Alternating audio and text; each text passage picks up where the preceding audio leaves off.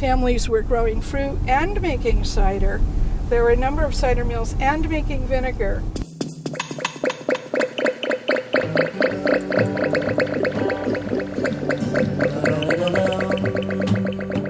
Hello, my name is Ria Windcaller, and I am the producer and cider MC of this weekly podcast, where we speak with makers, cider enthusiasts, and folks within the cider trade from around the world. Hip, hip, hooray! That was Elizabeth Ryan discussing the families in the area in which we were and will be going to in this here episode 380 of Cider Chat.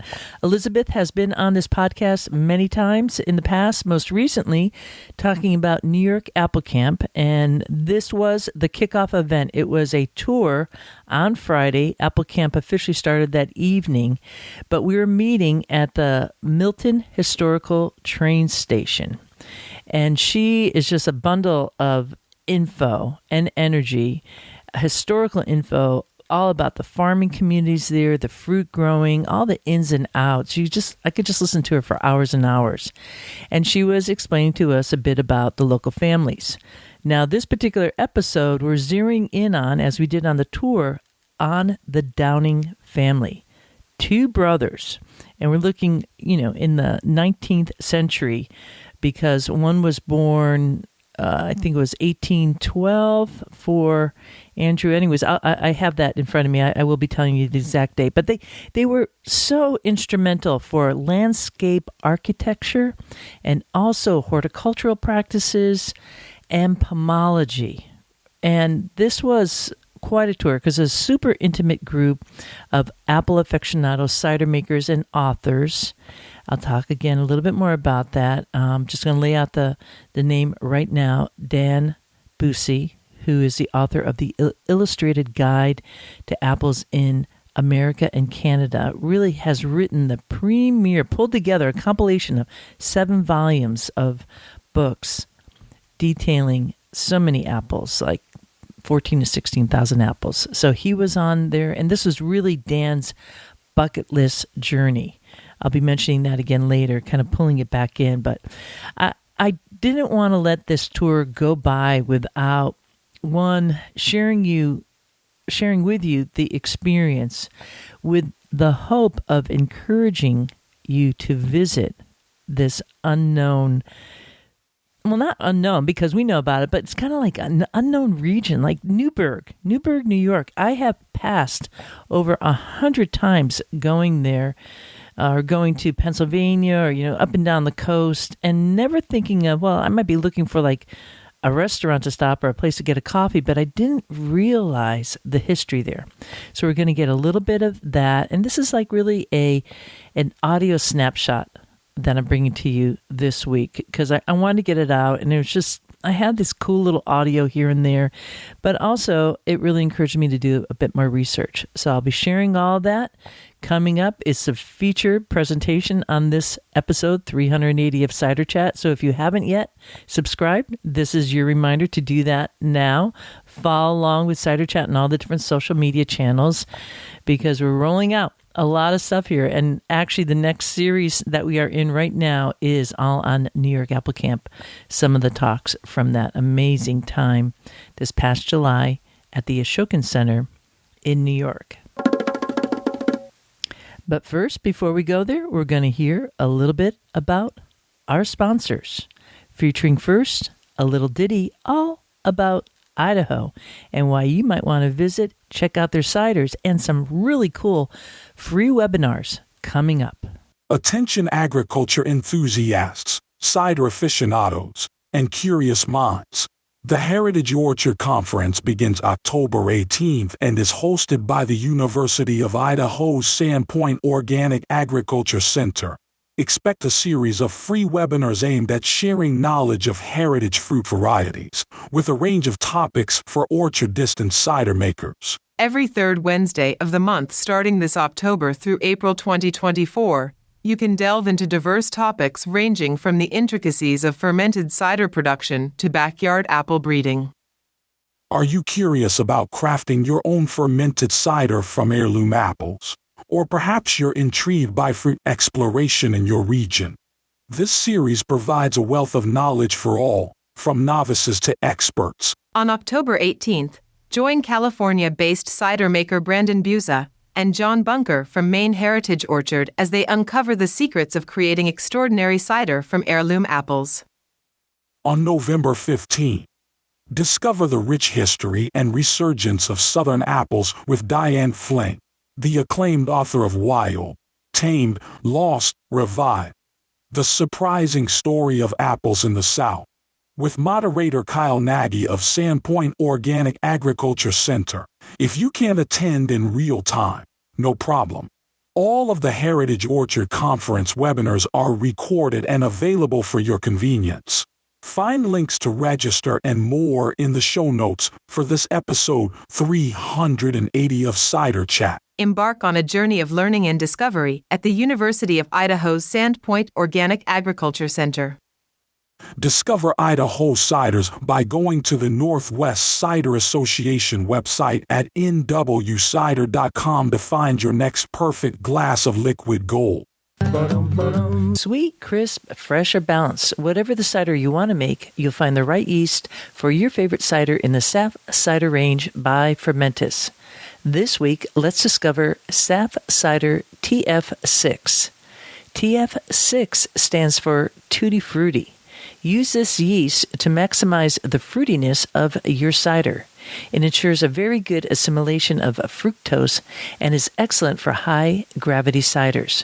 It brings a very high aromatic intensity and complexity towards fresh, fruity notes such as apple, banana, pear, red, citrus, and exotic fruits, combined with interesting, elaborate fruit notes such as applesauce. You'll also find a sweet and round mouthfeel strengthening candy-like sensation. Saf Cider TF6 is dedicated to intensely fruity but rather sweet and round ciders. Want to explore diversity of cider profiles? Discover it through the selection of yeast strains visiting the website fermentis.com. Now, I have to admit, I do like sweet ciders. I am a big fan, absolutely, of dry cider. But a well-balanced sweet cider, there's a time for it. There is a perfect time for it. And, I do have a little bit of a sweet tooth, I will confess. So there is a yeast for every palate and also a yeast for every cider. Check it all out at fermentis.com. And I would like to make mention of something that came across my desk from my friend over there in the UK in Herefordshire, probably a friend to many of you. His name is Tom Oliver, and Tom is a supporter of Cider Chat, has been each year, always comes out of the blue, which is super nice. Of course, what can you say about his ciders and perries that haven't been said already, except delicious and worth your time. If you are in the UK, specifically in Herefordshire, on October 3rd, coming up at the bookshop, and you could look for The Bookshop on Instagram to check that, or perhaps you probably follow Tom, I'm sure, if you listen to this podcast. Go to Oliver's Cider, and they have it posted there for the links. It's a 3-course meal with cider pairings from Oliver's Cider and Perry. That's going to be October 3rd. 40 pounds. What's not to love about that? In one of the heartbeats of cider and perry in the world, Herefordshire. Next up, our featured presentation. What I want to say just about this area is there was an extraordinary fruit culture. A lot of it still exists, but it isn't what it was in the 18th and 19th century. And the Hudson Valley has deep water ports. There were 7 docks in this community. The fruit came to all of these landings to be loaded, for 100 years on the night boat. And fruit was being shipped from here in barrels. There is some good photo documentation and 19th century etchings. I actually give a talk on this quite often. But today's about downing. That's right. And this episode, 380 of Cider Chat, is also about downing, the Downing brothers, Andrew and Charles. And you were hearing once again from Elizabeth Ryan of Stone Ridge Orchard and Hudson Valley Farmhouse Cider. We're actually at this point in the morning, we're at the Milton Historical train station, which is right on the, almost it feels like the water, which is the Hudson River.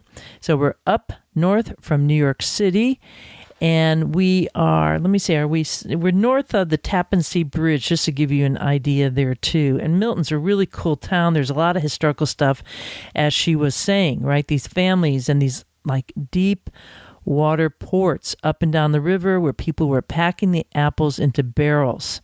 So we began that tour at Milton Historical train station. And this next little clip is we're actually in the van now with Elizabeth. I'm going to let her kind of finish some of her thoughts here before we then head down to hear from the folks who are managing the Crawford House and the Historical Society for Newburgh, New York. The Crawford House is like their headquarters. It is a historical house, and it's in the neighborhood where the Downing nursery was. And it's now a private residence. And, of course, the nursery is really small because it's just a yard and with a plaque that's kind of recently put up. Yet again, we see this beckoning back to history, but the folks who live there have no idea of what a touchstone their land and region is. That keeps on, at least in my life, maybe yours too, keeps on this repeat pattern. Newburgh's just catching up. They're not really realizing what a treasure they have in all these amazing mansions just surrounding the Crawford House on the road. These beautiful, ornate mansions that were designed by premier architects of the time. Many of the homes, I think, are kind of like low rent income housing now for people, which is a great thing. The sad thing is that some of them are going into disrepair. So Newburgh is kind of like prime in many ways for anybody who wants to bring back some of these historical homes. I mean, seriously, you could kind of be on the hillside there, just imagining what it must have been like sweeping down to the Hudson River up on these big hilltops here, and how it must have informed the Downing family in so many ways. And there we go. So anyway, so we're going to go next to Elizabeth, and then I'm going to cut from there to the Crawford House and our talk there. One more piece about those little journals of Charles Downing. Evidently, there's a whole bunch more that they have. So I think there's hope that some of these will then get transcribed, because it's paper and that will only last so long. And I know there's a lot of folks out there, a lot of pomologists, a lot of folks in the listenership of Cider Chat that are just would love to have that kind of material at your fingertips. So fingers crossed for that. And if I hear anything, I will let you know. We return next with Elizabeth Ryan. People became wealthy. This was a community with this little town had 3 Quaker meeting houses, but people built, and many of those families were growing fruit and making cider. There were a number of cider mills and making vinegar. And I personally don't totally understand the disconnect around cider and hard cider and Quakers who were mostly teetotalers. So that's a curiosity I have, and I think Eliza, we'll talk more about that later, but that funny kind of intersection. Well, it's kind of like Mormons. They were happy to make it and sell it, but they didn't drink it.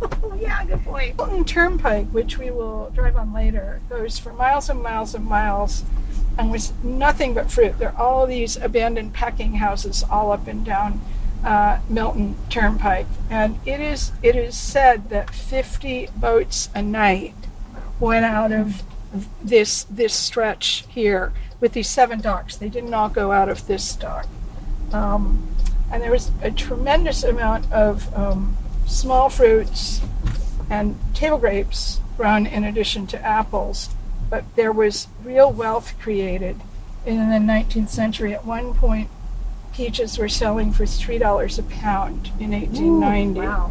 Because there was, no competition, and these were luxury fruits. My name is Sam. I am the president of the board of the Historical Society of Newburgh Bay in the Highlands. You're currently standing in our headquarters, which is also the 1830 Captain David Crawford house. So we are kind of a unique organization in the fact that we are both a historic house museum, but we also we hold the archives for the city of Newburgh and the surrounding areas. We also promote historic preservation. We do a lot of community events and the such. We're very excited to have you here because we have some great Downland things in our collection to share. And then personally, I'm excited to have a lot of apple enthusiasts because I am actually from Milton, and so I grew up around apples my whole life. So that's like a fun personal connection. But I welcome you to come look at the materials that we have, which include some tools from both Charles and AJ Downen. The protractor and the ruler are AJ's, the rest are Charles, including his little notebooks. We have photos of both Highland Gardens, which you'll see, and also photos of Downen Park, which you'll see later today throughout the years. If you have any questions about the Historical Society, the house, anything, please let me know. Just tell them quickly that David Crawford. Yeah, so David Crawford was a fairly well-to-do businessman that lived in Newburgh. The house was built in 1830 for him. He made his money actually transporting via steamship fruits and produce and dairy from New York City to Albany. So this is kind of a great hub for him right in the middle. He did own a large swath of property of the Newburgh waterfront at one point in time, and he lived here with his wife Fanny and their 2 children for about 26 years was when he passed away. We got the house almost 100 years after his death, a little bit longer than 100 years after his death, and have been, lovingly restoring it and curating it since then. I'm originally from New York City, but came here when I was 3 and ended up living in 4 different houses on Downing properties. And I didn't even know it, really, until later I found out. And what really started me on the research was a tree, because I grew up on this beautiful site, which Johanna and I recently got a Pomeroy Historic Grant for. And we put up Highland Gardens, which was Downing's properties. And I grew up on that property, and there was huge trees on the property, and one was a ginkgo, and we all said, "Oh, that's so pretty, look at the leaves." And come to find out, that it possibly was planted by Downing, and so I always wanted to get someone to research it. And so finally, I ended up just last year, because I retired from work in 2016. Getting a grant from the Greenway organization to research it. And so we brought a botanist here from Harvard, and he researched the tree, and he gave us a quote, and it's in the brochure. And that's really how my interest started, because of the tree.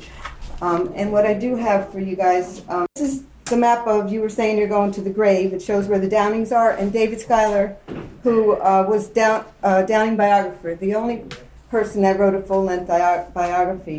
He passed away in 2020. He was a Newburgher too, longtime Newburgher, and him and I both grew up.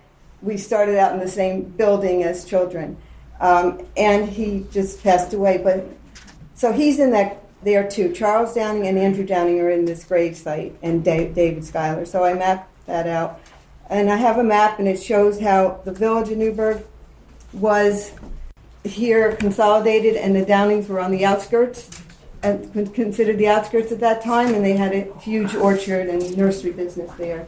Charles Downing's home is still in Bombville. It's still there, and this was taken from an old house book of old houses, and it tells about, he was really the pomologist, Charles Downing, because Downing, Andrew got more into architecture and landscape gardening, and his brother, and then he died. And then his brother continued in pomology and experimenting with pomology until the end of his life, which was long.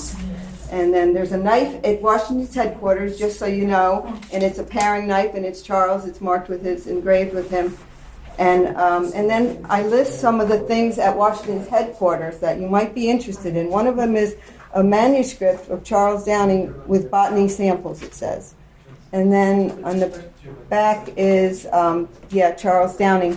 who his works are all in Iowa, by the way. They're at the University of Iowa State University. All Charles Downing's writings, and so I list that here too. So that's all. I'm going to give you that. And what's your full name? Joan Poor, P-O-R-R. Thank you. And I'm Johanna Poor.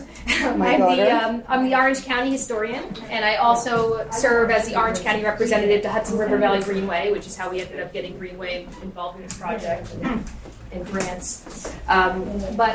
Before I was the county historian, I used to work here in this building. So for 2 years, I was the director, and as the director of the Newburgh Historical Society, got into a lot of interest in architecture, and it all goes back to Downing because Downing trained Calvert Vaux here.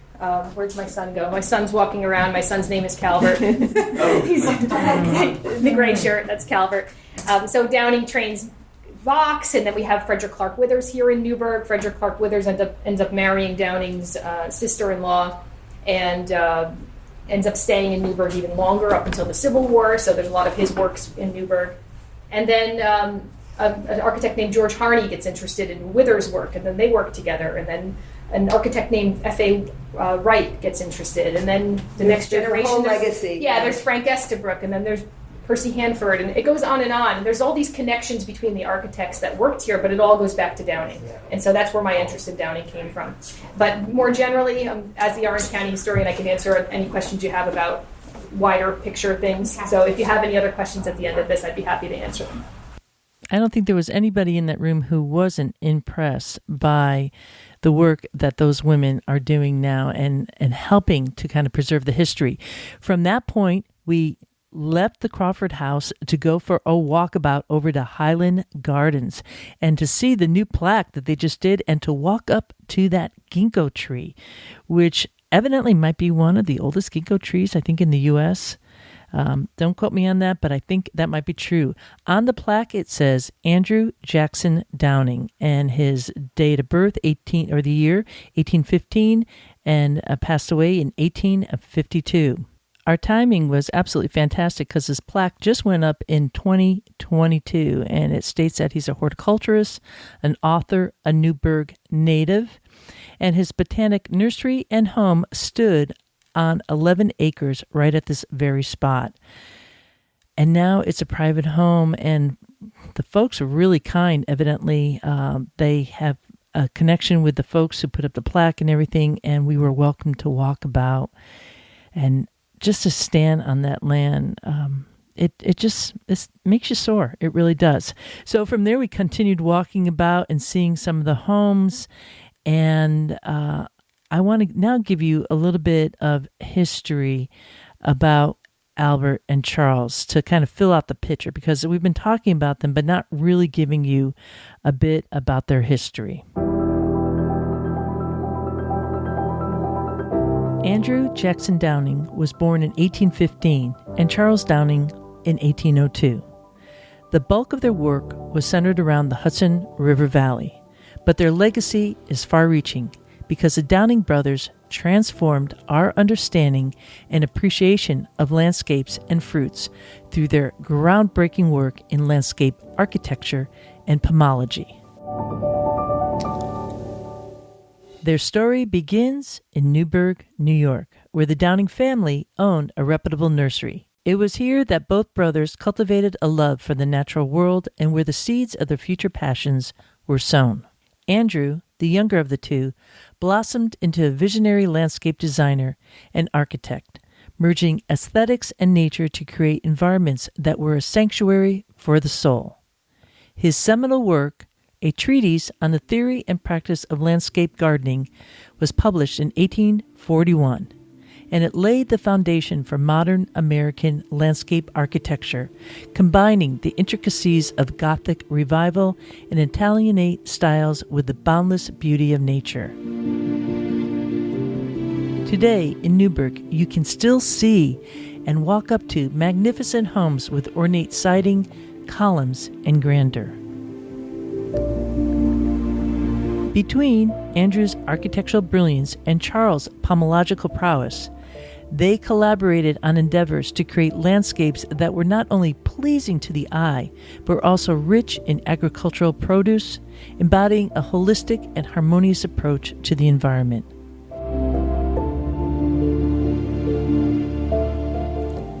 Tragically, this harmonious duet and brotherly connection was interrupted when Andrew Jackson Downing met an untimely death in a steamboat accident on the Hudson River in 1852. It is said he died after saving numerous lives as a raging fire enveloped the steamboat. The loss was profound, but Andrew's philosophies and designs lived on, influencing iconic spaces like New York's Central Park and inspiring countless designers and architects. By the way, one of the stops on the kickoff tour, focusing on the Downings, was a stop at Downing Park in Newburgh, New York. The park was designed by Frederick Law Olmsted and Calvert Vaux. It was these two men who first designed Central Park in New York City, which opened in 1876. Construction on Downing Park began in 1894 and was finished 3 years later in 1897 when the park was officially open. We learned while at the park during the tour that today Downing Park in Newburgh is a choice spot for filming movies due to the lower costs of producing a movie there and because it has a bit of resemblance to Central Park, which I hope encourages you to visit. Charles Downing carried on as one can, despite the loss of his brother, and he became renowned for his work in pomology, the study of fruit cultivation. 2 years before Andrew's death in 1850, Charles had already left the family nursery and had embarked on extensive research and experimentation with multiple fruit varieties. His test orchard was a living library of diversity and home to 1,800 varieties of apples and 1,000 varieties of pears. He also immersed himself in the cultivation of a variety of grapes in New York State, thereby broadening the spectrum of his fruit studies.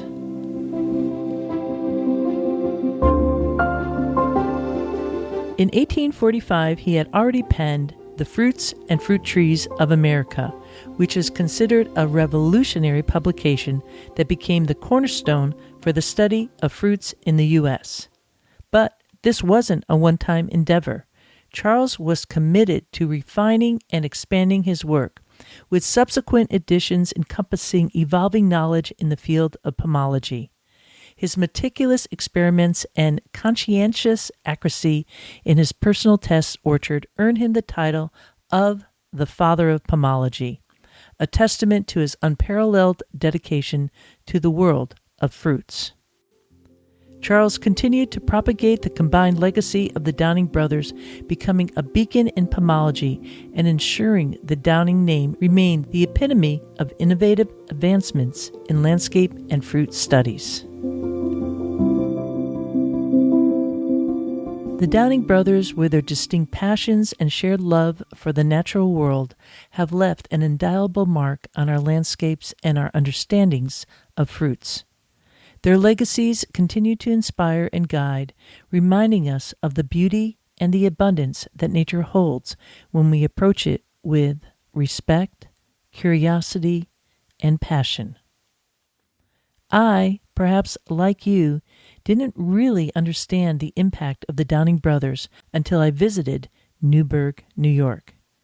I have driven by the exit 100 times in my travels, but only now realize what I have missed. The architecture is gorgeous, and the city is on the flanks of the Hudson River, looking east. The stately mansions are still there, many of which are looking for new owners to resurrect their historic past. Yet another reason to visit the Hudson River Valley. But our tour that day was not yet over. We had left the Crawford House and were headed north to the Cedar Hill Cemetery in Newburgh to visit the grave sites of Andrew and Charles. Our small group fanned out in search of the gravestones. Out of the cars and up the small hill we wandered, until we came upon what looked like 2 concrete caskets. You can see photos in the show notes for this episode 380. Andrew's headstone is one of the 2 extraordinary-looking concrete caskets, and Charles' headstone is right next to his brother. Author Dan Bussey, who will be coming up on our next episode of Cider Chat, and is the author of The Illustrated Guide to Apples in the U.S. and Canada, with something like 14 or 16,000 apples laid out in his 7 volumes, said a few words while we stood at the grave, which I will play shortly. But before that, I want to make a special note that our group was there on the day that Andrew Jackson Downing died over 171 years ago in the year 1852 at the age of 36. Elizabeth Ryan had brought flowers to lay upon the brothers' graves, and I don't think I was the only one wiping away tears while we stood solemnly at their graves. I know that Dan has had this stop on his bucket list for many years. Let's go to that short clip next, with words from Dan Bussey. All right, we are here to honor these people that we respect so highly that we came to visit them from far and wide. And the contributions you have made, all of you, are so significant that you'll never be forgotten. Rest in peace.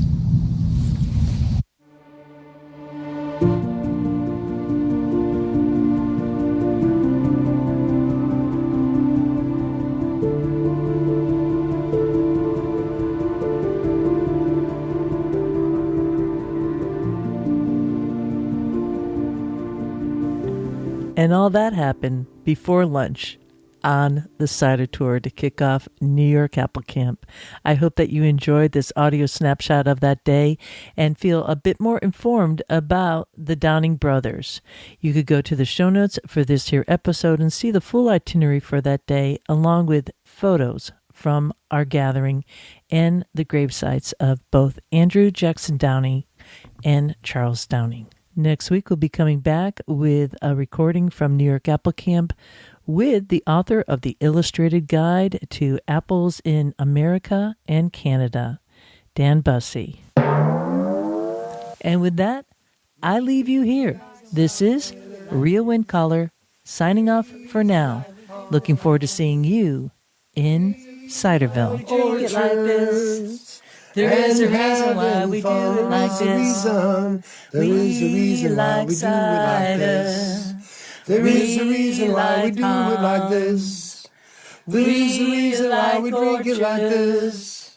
There is a reason why we do it like this. Yeehaw!